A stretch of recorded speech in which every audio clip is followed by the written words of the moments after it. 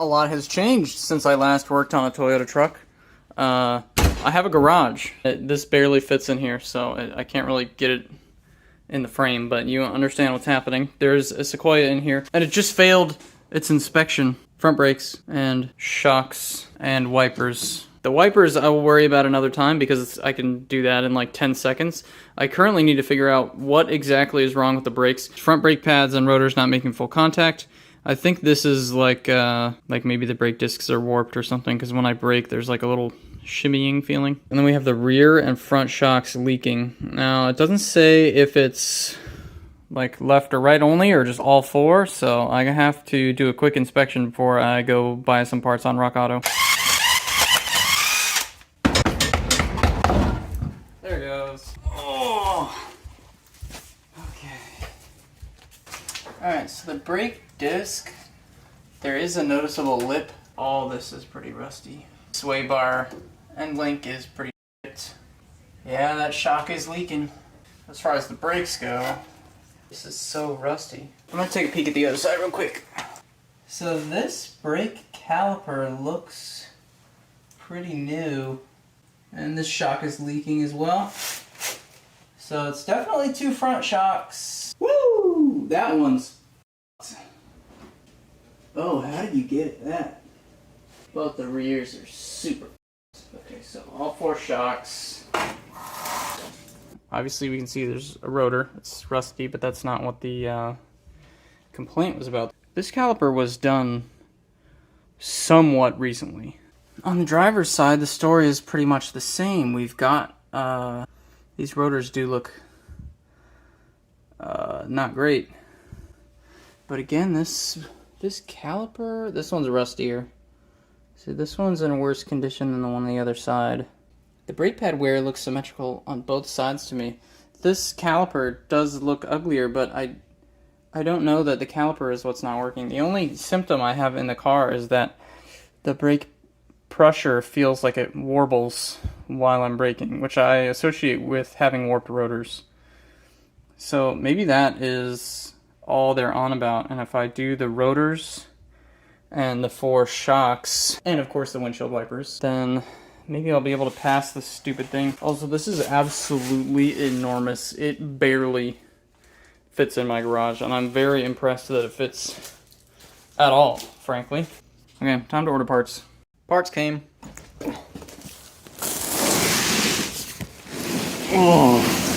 Close the door, close the door. It's cold out. This jack stand is making me nervous since it looks kind of maxed out, and then this tire is my insurance that this doesn't all just fall down onto the ground and break terribly.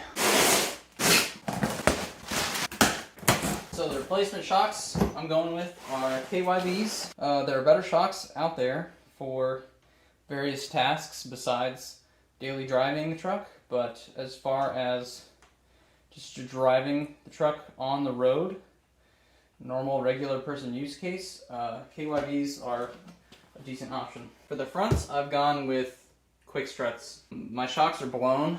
I'm trying to be cheap on this job, so hopefully I can make this process go as quickly as possible, because I need to do this before my baby comes in less than 2 weeks or thereabouts. Forgive me. We have some more goodies. We got some brake pads, and we've also got some brake discs for the front. Oh. God, these are huge. That's truck parts for you. So I think we're gonna start with the brake.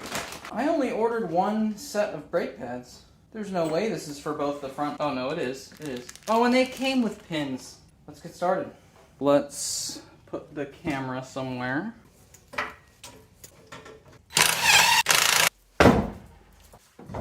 Now I actually want this under the truck, so I'm gonna move it over here real quick.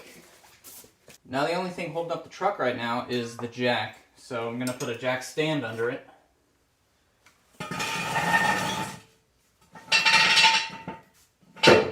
I want to make sure it's sitting right on the rail, not off to one side. And when you lower this, it moves sideways a little bit as you drop it. So I want to get it right on top of the jack stand. Alright, seems nice and sturdy with the jack having a bit of air beneath the frame, so I think we're good on the jack stand here. Alright, the first thing I'm going to do is just hit everything with a wire brush. Careful not to hit the rubber with the brush, since it's not exactly good for it. Alright, now we won't have rust falling all over us just when we touch things. So on the back of the brake disc, you've got two 17mm bolts, your socket, and your breaker bar. And you're going to lefty-loosey these off.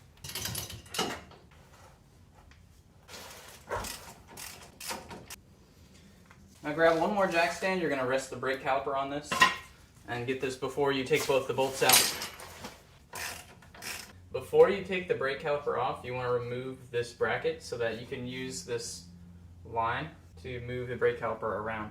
You're going to want to take off this 12mm holding this brake hose bracket here before we move the brake caliper away from the brake disc, because it's attached to a hard line which is attached to this bracket. It's just a little tricky to get on here, and putting a little wrench directly straight back might work, but I'm going to try this tiny breaker bar with the tiny extension, 3/8 with the 12mm socket in the end. Yeah, it looks like this bolt was cut off and never replaced. I hope that's not foreshadowing for what's about to happen to me. It broke. Just like the other side did. Amazing. I didn't expect that, but it's fine. Alright, so just take a brake pin that you take out from the brake, set it on the plastic pin, and just tap tap. It came right out. I didn't even break it when I did that. So squeeze it this way and push through, and you shouldn't have to beat it out. But that is all we had to do to get the brake caliper off. If you're only doing brake pads and not a brake disc, then you don't need to take this off. You can skip right to the part where we get the pads out of the brake caliper.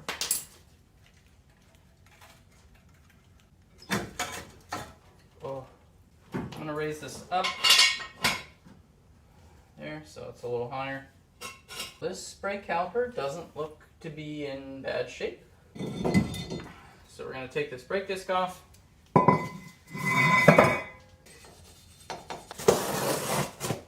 Get out your brake disc. They ship these brake discs covered in oil, so make sure to spray them down with brake clean. And don't forget the back side.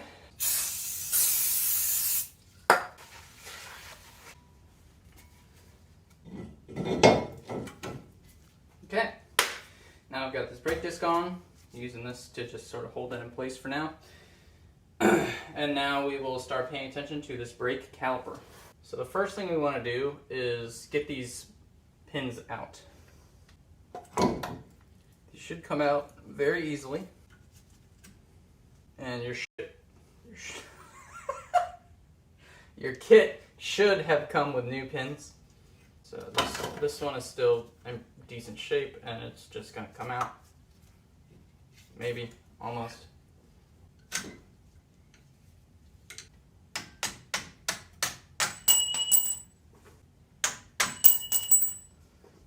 With the old pins out, simply pull the brake pads out.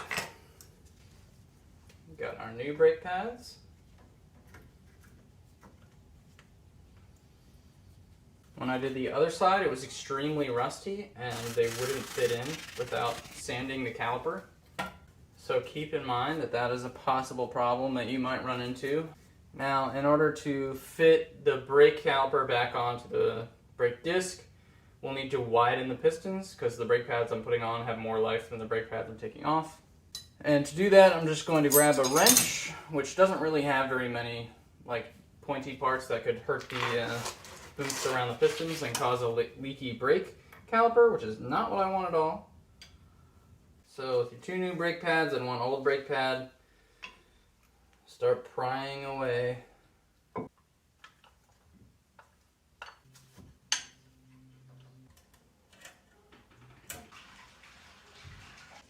Now what we're going to do is put the new pins in. I put them somewhere very, very, very smart. where I would not lose them. They're in my pocket. That is somewhere very smart to put them, where they won't get lost. Alright, you want to take this spring and set it in here like this. These little indentations are on top. Spring goes into this right here, and then you squeeze it down like this.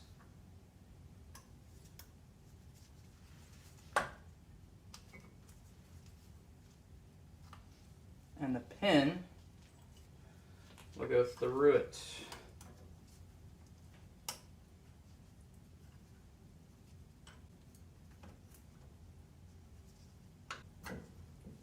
Alright. Shouldn't require any hammering to get that in. Do the same thing on the other side without the spring. Alright, now that this is assembled, I'm going to pull these brake pads as far apart as I can and try to fit it over top of the brake disc. These two pistons are far enough apart to fit over, but these two aren't.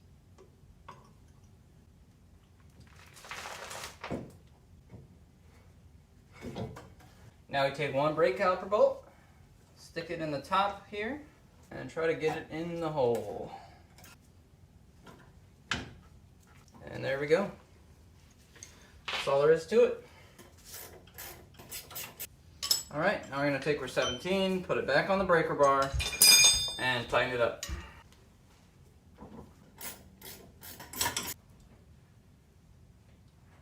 And with that, the front brakes on both sides are done.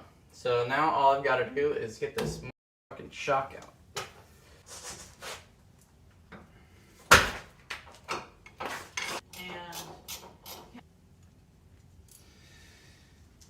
Okay, we got the nut off. There's also a washer, don't forget to put that back on. Now take something that you don't care very much about, and you can beat this through. So then we take the sway bar off. The sway bar is basically a big spring that connects the two wheels so that if one wheel goes up, the other wheel goes up too, kind of. Obviously it's a spring, so it's not perfectly attached, but it provides a little bit of union to each side, essentially, so that in a corner the car doesn't just do this. So we have to remove this so that we can let this all drop down. So we're going to stick the jack under here, jack up the lower control arm. This shouldn't be that tight. I see my little 14. Where's my big 14? What the heck? Okay, so put a 14 on the bottom here. And then you can sort of twist these apart.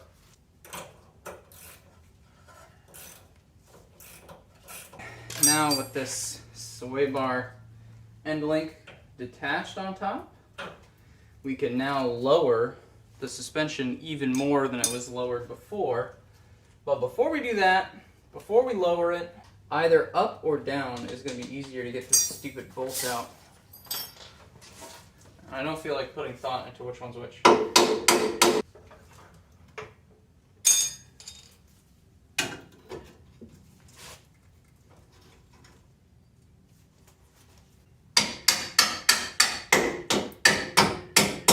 Alright, so with the pry bar you can pry down on the upper control arm and then tap this bolt through much easier. If you just did the brake calipers like I did, you can use this pin.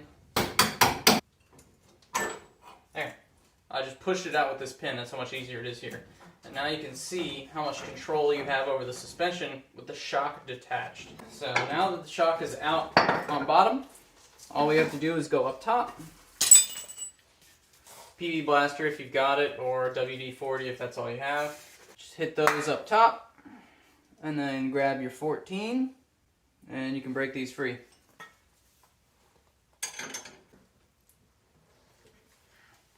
That's one. You can use a breaker bar on these closer to, but the one back there needs this method anyway.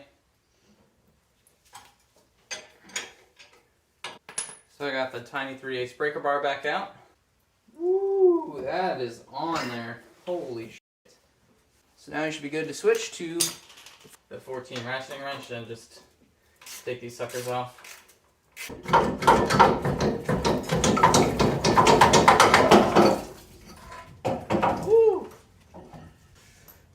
Jeez. Some more wire and brush action going. These shocks actually come with hardware, which is the 3 nuts at the top. They're 15s instead of 14s, which could confuse somebody later. Apparently these same struts fit on like a bunch of different vehicles. So obviously you got to make sure that this piece at the bottom is going straight when you line up the holes at the top. So it's either this way or this way. I think mine is going to be this way, because we will want the strut to be able to move around a little bit, since we are going to be trying to get that bottom bolt in. That's going to be the hardest part of this particular operation. Get a good pry on the upper control arm, and you should be able to get the bolt hole to basically line up here. And where did I put the bolt? Where'd I put the bolts? Where's the bolts? Where'd I put it? Where'd I put that bolt? Put that in my pocket? No.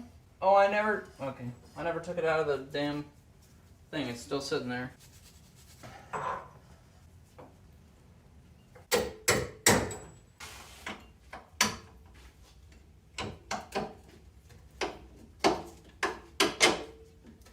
There we go. Perfect. It's that easy. Take your washer.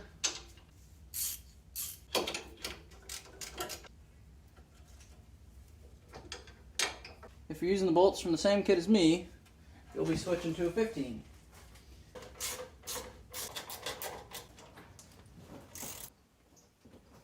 That is the second to last thing. The last thing we need to do is put the sway bar end link back on. So, get your bushing and your washer. The washer goes between the nut and the bushing, stops the bushing from getting sucked over top of the nut. So don't mess that up. So put the bushing back on, put the washer over top, and you may not be able to get it on without putting the jack back under. Get your 14 on this, and your other 14 on this. Let's throw the wheel back on.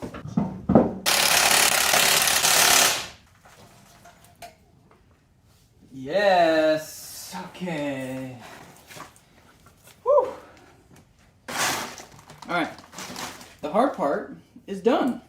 Well, I've moved the Sequoia out of its parking spot, and I found it. I found my 19 mil. It was right in the middle of the floor. Anyway, it's nicer today, and that means that I've moved everything outside. It was really windy, so I couldn't use the audio from actually filming this, but this is me taking the car outside to reattach the brake line. Remember, the bolt snapped, and I never did anything with it. I didn't drill out the piece or anything like that, so all I did was zip tie the brake line bracket back around the knuckle, and I just put it back as is. Nothing really interesting about that, but you know, if that bolt also breaks for you, since it broke on both sides of my car, then you can go ahead and just put a zip tie around it and forget about it. It worked. I passed in the inspection. Now, of course, this video is being taken probably 5 months after everything else you just watched, because I had a kid. Making videos is like really far down the list of priorities. I did buy rear shocks. I forget if I included it earlier in the video or not, but I didn't install them.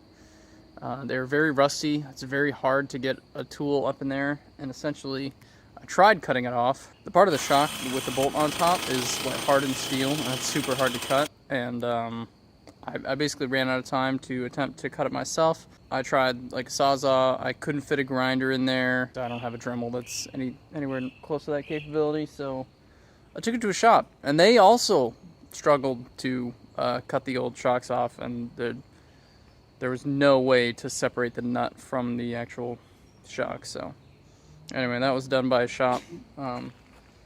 All the work to the front they approved of, and of course I got windshield wipers for the front, but none for the rear because there's a weird Toyota bracket thing, and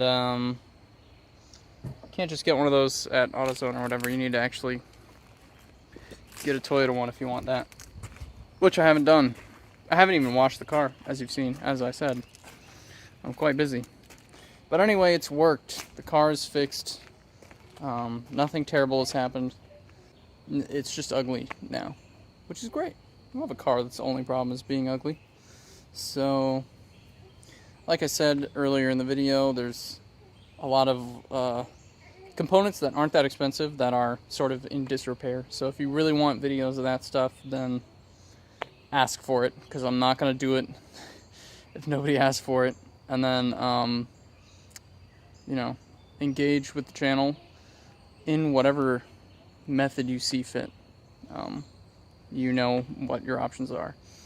And if you're interested, I also have an MR2 Spider that is getting a roll bar installed right now. I'm like halfway done with it. It's basically time to put it back together. And you know, I'm like 5 months behind editing videos. I have like a bunch of videos about a car I bought for my friend that I fixed up for him, and is now broken again, believe it or not. So I have to help keep fixing it. But it's all just to help him just have a car to learn stick on and everything. So eventually we can both go to autocross or track day or whatever. So yeah, stay tuned for that and MR2 content.